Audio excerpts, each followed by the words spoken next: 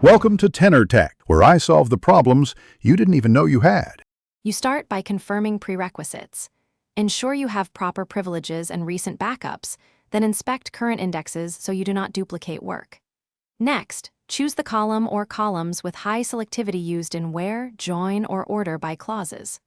Once done, pick the index type, B-tree for most cases, GSD or GIN for full text and arrays, and write the create index statement. Make sure to include concurrently when on a live production table to avoid locks.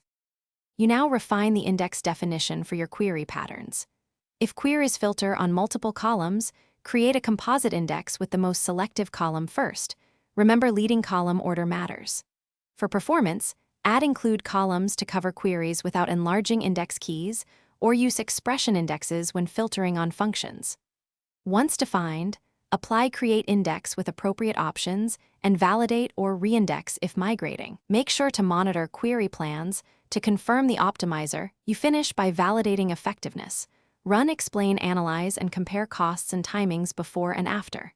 Then schedule regular maintenance. Run vacuum and analyze to keep statistics accurate and reindex if bloat grows. Make sure auto vacuum settings match workload. If the index is ignored, check table statistics, consider rewriting the query to match index order, or drop redundant indexes to reduce write overhead. Troubleshooting tip: when plans differ, increase planner, statistics target, and reanalyze to give the optimizer better data. Thanks for watching. Subscribe to keep your life in tune.